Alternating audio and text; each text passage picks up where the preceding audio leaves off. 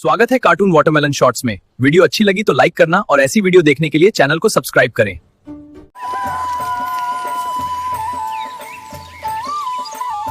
मोहन अपनी पत्नी रागिनी, पिता रामलाल और बेटे गौरव के साथ एक किराए के घर में रहता था। वो पेशे से एक मिस्त्री था और जैसे तैसे अपनी जीविका चला रहा था। पापा, मेरी फीस जमा होनी है। हाँ, ये लो बेटा। पापा, ये कम है। आप भूल गए क्या? मैंने आपको बताया तो था कि इस साल फीस बढ़ गई है। अच्छा, हाँ, पर चल, तू इतना ही ले जा बेटा। अभी इतना ही है। मैं तेरी मैडम से बाद में बात कर लूंगा। अच्छा, ज्यादा परेशान ना हो, आ जाओ, खाना खाओ। अरे नहीं, परेशान नहीं हो रहा हूँ। बस ये सोच रहा हूँ कि खर्चे बहुत बढ़ रहे हैं। हाँ, ये तो है। मैं भी कुछ काम शुरू करूं? नहीं, उसकी जरूरत नहीं है, मैं संभाल लूंगा। तभी अचानक उसके पिता बुरी तरह खांसने लगे। अरे क्या हुआ पिताजी, क्या हुआ?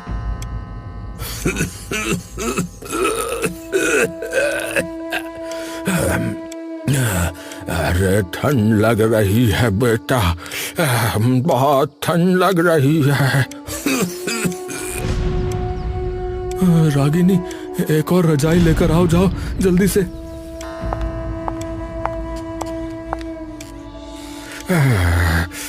बेटा मोहन, तेरे ऊपर बहुत बोझ आ गया है ना। अरे नहीं तो किसने कहा? अरे बेटा, बूढ़ा जरूर हूँ, लेकिन कान अभी भी काम कर रहे हैं। सब जानता हूँ। अरे आप फिक्र मत करो पिताजी।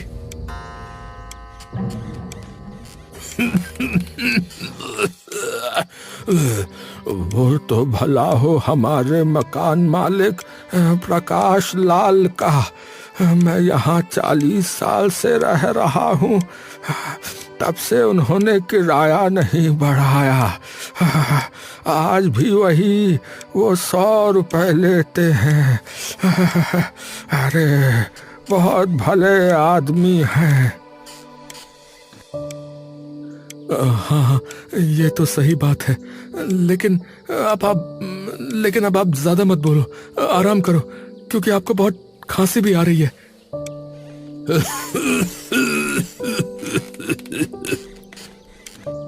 रामलाल खांसते खांसते सो गए। इस बीच एक दिन सर्दी अपने चरम पर पहुंच गई। हवा ऐसे चल रही थी जैसे किसी ने बर्फ का तूफान खोल दिया हो। उस शाम मोहन बाहर काम से लौटा तो उसके हाथ पैर सुन्न थे। अरे राम, आज तो बहुत ज्यादा सर्दी है। पापा, मेरे हाथ पैर सुन्न हो रहे हैं। बहुत सच में बहुत ठंड है। आप जल्दी आ जाते तो अच्छा होता। आज पिताजी की तबीयत बहुत खराब है। मोहन ने तुरंत चारपाई पर पड़े अपने पिता की तरफ नजर डाली। रामलाल बुरी तरह कांप रहे थे। उनकी खांसी अब और बढ़ चुकी थी। अरे पिताजी, क्या हो गया आपको पिताजी?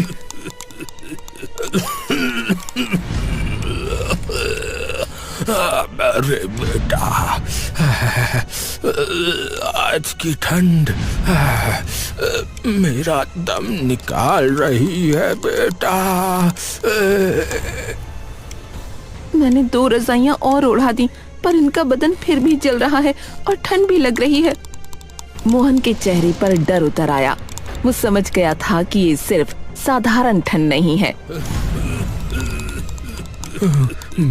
मैं डॉक्टर को बुलाता हूँ, नहीं तो कुछ गड़बड़ हो जाएगी। वो बाहर भागा और डॉक्टर को बुला कर लाया। देखिए, ये हालत अच्छी नहीं है।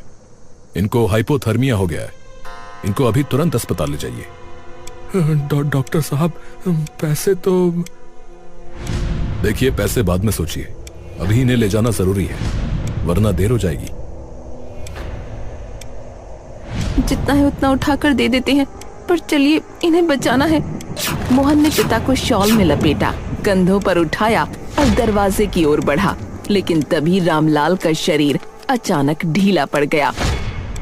पिताजी, पिताजी, पिताजी, पिताजी बोलिए, पिताजी, पिताजी, पिताजी। दादू, दादू।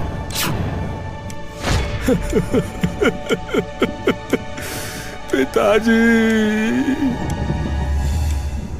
हे भगवान, ये क्या हो गया? रामलाल दुनिया छोड़कर जा चुके थे। मोहल्ले वाले इकट्ठा हो गए। डॉक्टर ने दोनों हाथ जोड़ दिए। अब देखिए, मुझे अफसोस है, ये अब नहीं रहे। मोहन जमीन पर बैठ गया, चेहरा दोनों हाथों में छिपा लिया। गौरव रोते रोते हिलने लगा। रागिनी बाप जैसे ससुर को पकड़े बैठी रही। फिलहाल अब अंतिम संस्कार के सिवा करने को कुछ नहीं बचा था, तो वही कर दिया गया। उनका मकान मालिक प्रकाश लाल भी आया। मोहन, मुझे भाई बहुत दुख है।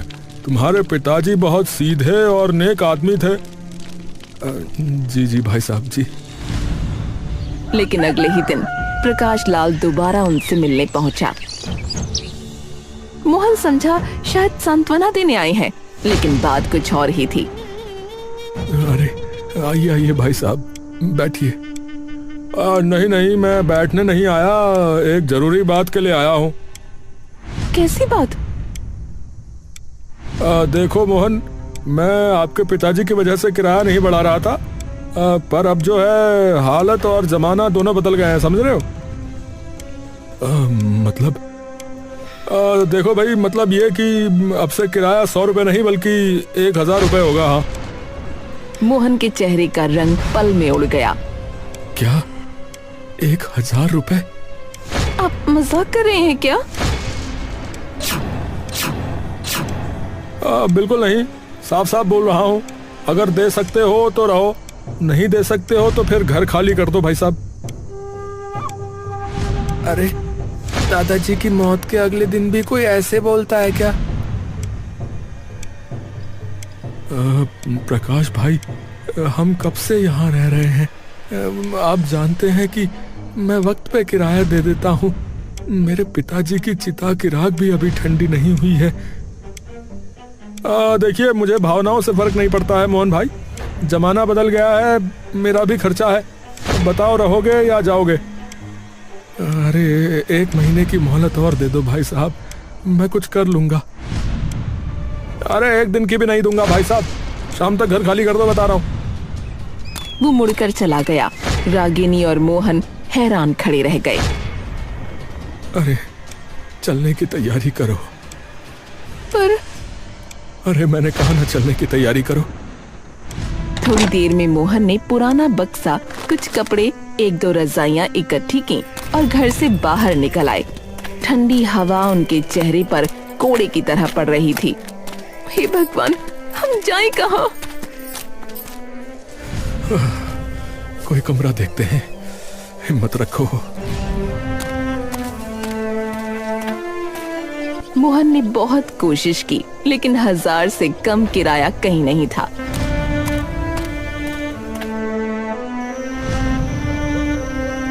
मोहन निराश होकर फुटपाथ के किनारे बैठ गया और तीनों ने एक रजाई में खुद को ढक लिया। वो रात बहुत ठंडी थी, हवा बदन काट रही थी। रजाई में घुसकर भी पूरा परिवार कांप रहा था। कहीं हम लोग ठंड से मर न जाएं। जैसे तैसे रात कटी और सुबह सुबह की धूप जैसे किसी ने जीवन दान दे दिया हो। पापा, हम ऐसे नहीं रह सकते, कुछ कीजिए ना पापा। हाँ मोहन, कम से कम एक झोपड़ी ही बना लो।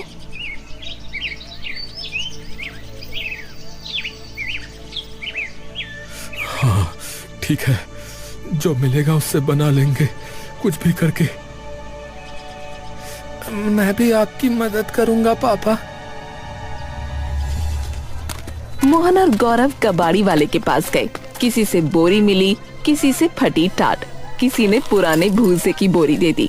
फिर दोनों मैदान की तरफ आए जहाँ टूटी लकड़ियाँ पड़ी थीं। दोनों लकड़ी गाड़ते, टाट बांधते, भूसा ठूंसते गए। पापा जल्दी करिए, ये भाग रही है। अरे अरे मैं तो कस रहा हूँ, तू पकड़ के रख। ये बोरी इधर लगा दो, हवा कम लगेगी। बस थोड़ी और मेहनत, फिर हमारा घर तैयार हो जाएगा बेटा। भूसे की खुशबू, टाट की खड़खड़ाहट और तीनों लोगों की सांसें। मैदान में बस यही आवाजें थीं। आखिरकार शाम तक एक छोटी झोपड़ी खड़ी हो गई। देख बेटा, घर बड़ा हो या छोटा, उसमें प्यार हो तो ठंड भी हार जाती है। पापा ये झोपड़ी ना हमारे लिए ना महल है। हाँ, क्योंकि इसे हमारे हाथों ने बनाया है। भूसे की झोपड़ी खड़ी तो हो गई थी, लेकिन अंदर की सर्दी किसी जंगली जानवर जैसी थी, घुसती, काटती और बेचैन करती। रात ढल रही थी और आसमान पर बादल ऐसे घूम रहे थे जैसे ठंड को और गहरा करने की साजिश कर रहे हों। मोहन, रागिनी और गौरव ने अंदर की टाट की दीवारें ठीक की, भूसा दबाया और रजाई में सिमट कर बैठ गए। पापा ये हवा तो झोपड़ी के अंदर भी आ रही है। मैं देखता हूँ बेटा, तू रजाई कसकर ओढ़ ले बेटा। हे भगवान, ये रात कैसे कटेगी? भूसा भी ठंडा हो गया है। हवा की आवाज झोपड़ी के ऊपर ऐसे पड़ रही थी जैसे कोई भारी चीज धकेल रहा हो। बाहर से सरसराहट, टाट की खड़खड़ाहट और भूसे की आवाज सब मिलकर डर पैदा कर रही थीं। और अचानक एक तेज झटका आया जिससे झोपड़ी की आधी छत धड़ाम से अंदर गिर पड़ी। भूसा चारों तरफ उड़ गया। रागिनी चीख उठी, मोहन, सर पर गिर जाता तो क्या होता? पापा पापा जल्दी ठीक करो, ठंड लग रही है बहुत। मोहन बिना एक सेकंड गंवाए बाहर भागा। हवा काट रही थी, हाथ तुरंत सुन्न हो गए, पर वो लकड़ी को संभालने लगा।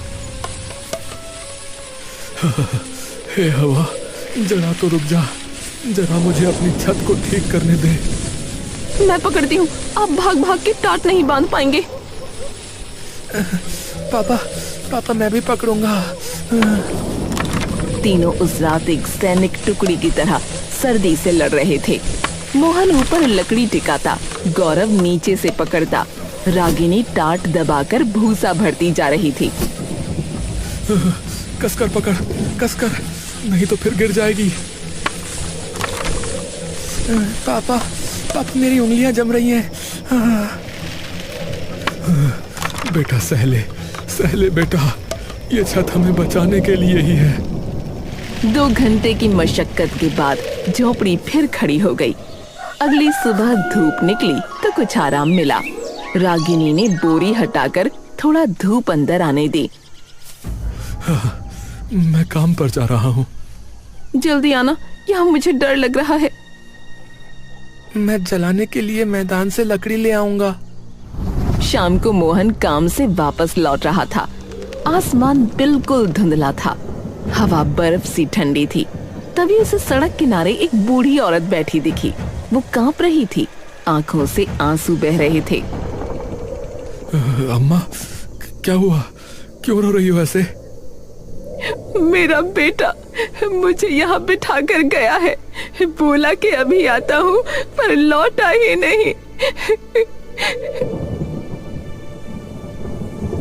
मोहन ने सामने देखा, ऊपर एक बोर्ड लगा था जिस पर वृद्धाश्रम लिखा हुआ था। उसे सब समझ आ गया। अम्मा, वो आपको यहाँ छोड़ कर चला गया है, अब नहीं आएगा। नहीं नहीं, ऐसा नहीं हो सकता। मेरा बेटा मुझे नहीं छोड़ सकता। वो तो कह रहा था चल माँ घुमा लाता हूँ। अम्मा, रात होने वाली है और देखो ना, ठंड बहुत है। मैं यहाँ से नहीं जाऊंगी, मेरा बेटा आएगा। जरूर आएगा। अरे लेकिन मेरा बेटा मुझे वृद्धाश्रम में कैसे छोड़ सकता है? नहीं, वो आएगा। अम्मा जिद पर अड़ी थीं, हाथ पैर कांप रहे थे, आंखों से आंसू बह रहे थे, चेहरा ठंड से नीला पड़ रहा था। मोहन के मन में अपने पिता की ठंड से हुई मौत का दर्द जाग गया। अम्मा सुनिए, आप मेरी माँ जैसी हो। अगर आप यहीं बैठी रहीं तो ठंड आपको आप एक काम कीजिए, आप मेरे साथ चलिए। बेटे, तुम सच में ले जाओगे मुझे? हाँ हाँ चलिए, रात और ठंडी हो जाएगी। रात तक मोहन अम्मा को लेकर झोपड़ी में पहुंचा और सब बताया। अरे राम राम, इतनी ठंड में कैसे छोड़ दिया किसी ने इन्हें? दादी जी, आप यहाँ बैठिए। रात तेज हो चुकी थी, तापमान गिर रहा था। झोपड़ी के अंदर भाप की तरह ठंडी सांसें दिख रही थीं। अम्मा की हालत बिगड़ने लगी। बेटा, बहुत ठंड लग रही है। ओ भगवान, मोहन कुछ कीजिए ना, इनकी तबीयत बिगड़ रही है। मोहन भागकर डॉक्टर को लाया। देखिए, ये जगह इनके लिए ठीक नहीं है। इतनी ठंड बूढ़े शरीर को और नुकसान करती है। तो अब क्या करूं डॉक्टर साहब? देखिए, इन्हें जो गर्मी चाहिए थी वो अब अस्पताल में ही मिलेगी। और देखिए, इन्हें जो गर्मी चाहिए वो अब अस्पताल में ही मिलेगी। अम्मा धीरे धीरे सुस्त पड़ने लगी। उधर सुबह वृद्धाश्रम में एक लड़का पहुंचा। कल रात यहाँ एक बूढ़ी औरत आई थी क्या? नहीं बेटा, हमने तो किसी को नहीं देखा। अरे ऐसे कैसे हो सकता है? सीसीटीवी दिखाओ। उन्होंने बाहर का सीसीटीवी चलवाया।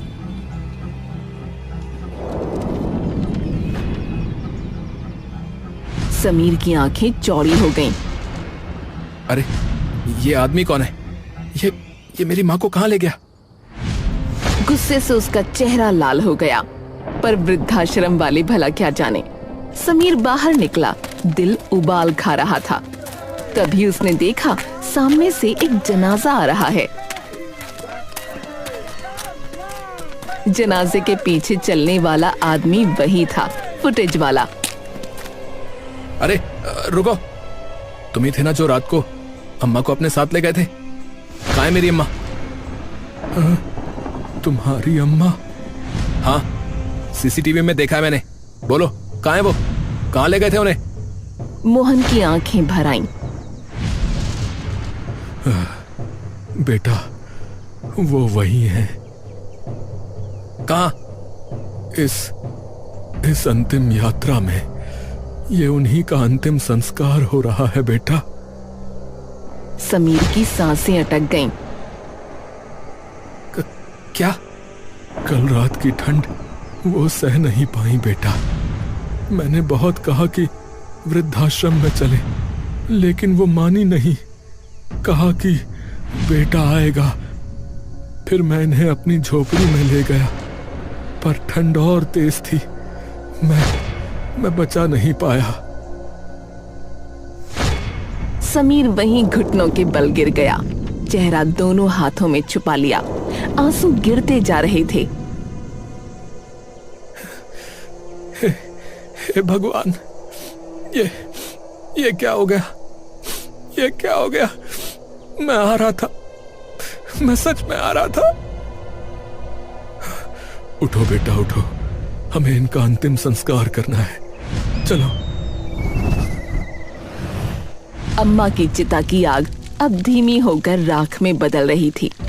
मोहन, रागिनी और गौरव चुपचाप खड़े थे। उसी बीच समीर ने कांपते हुए अम्मा की चिता को अंतिम बार देखा और फिर मोहन की ओर मुड़ा। बेटा, एक बात पूछो। पूछिए। तुमने इन्हें वहां क्यों छोड़ा था? मैंने नहीं छोड़ा था, मैंने नहीं छोड़ा। तुमने नहीं छोड़ा? क्या मतलब? तो किसने छोड़ा? मेरा मेरा नाम समीर है और ये अम्मा मेरी दादी थी। उन्हें मेरे पिताजी वहां छोड़ आए थे। मोहन, रागिनी और गौरव भौचक्के रह गए। समीर की आंखें नम थीं, पर उनमें एक गुस्सा गहरे पानी जैसा छिपा था।